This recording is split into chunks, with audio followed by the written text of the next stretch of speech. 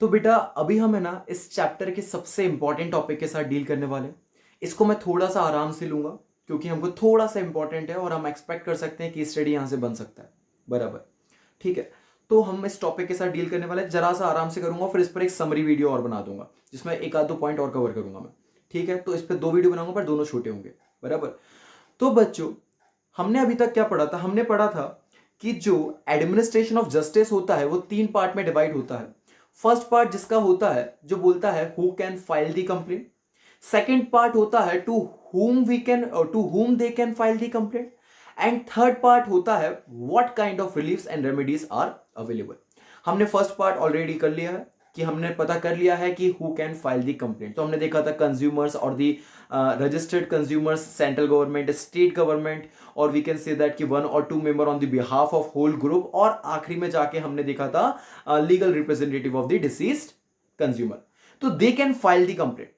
अब सर सवाल उठता है वो कंप्लेंट तो फाइल कर सकते हैं पर वो किसको कंप्लेंट फाइल करेंगे?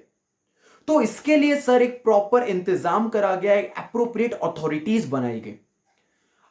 अब सर जो ये एप्रोप्रिएट अथॉरिटीज बनाई गई हैं इनको बोला जाता है ग्रीवेंसेस सेल्स। क्या बोला जाता है बच्चों? Grievances cells. ठीक है, और इसको बोला जाता है अगेन थ्री टायर मैकेनिज्म। क्या बोला जाता है बेटा? Three tier mechanism, three tier mechanism.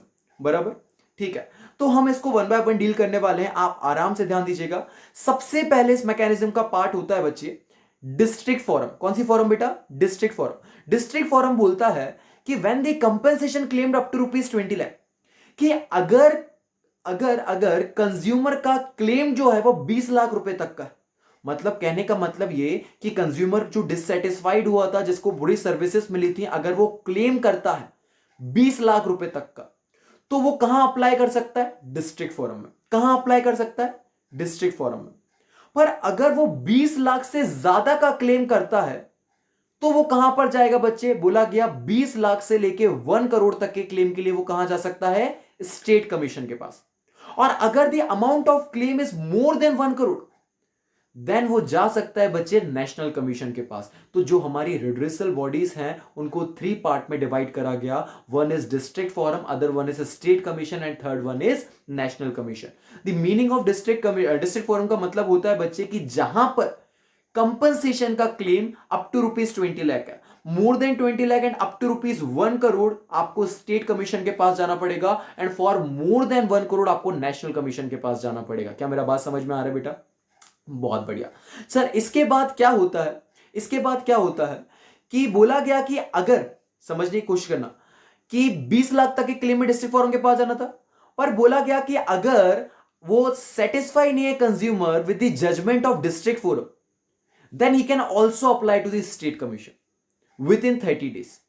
और अगर वो स्टेट कमीशन के जजमेंट के साथ भी सेटिस्फाई नहीं है तो they can further apply for justice to the national commission within 30 days. मेरी बात समझ में आ रही है?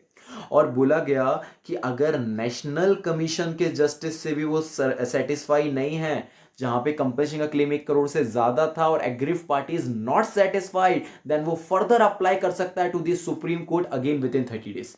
क्या मेरी बात समझ में आ रही है? मेरी बात समझ में आ रही है? तो यही बोला गया बच्चे। क्या बोला गया कि बताया गया कि कंज्यूमर है कहां पर जाके अप्लाई कर सकता है, तो उसने बोला कि there are three types of bodies या three tier mechanism which is developed by the consumer protection act. One is district forum, other one is state commission, and third one is national commission. District forum के पास बोला गया कि up to the rupees of 20 lakh rupees, अगर उसके 20 लाख तक का compensation claim है तो उसको कहां जाना चाहिए? डिस्ट्रिक्ट फोरम के पास। For more than 20 lakh but up to ₹1 crore कहां जाना चाहिए? उसको स्टेट कमीशन के पास। And for more than 1 crore उसको कहां जाना चाहिए? नेशनल कमीशन के पास। अगेन बोला गया कि if the consumer is not satisfied with the judgement of district forum then he can apply to the state commission but within 30 days। And again, if the consumer is not satisfied with the judgment of a state commission, then he can apply to the national commission. But again, in how many days? 30 days. And if the customer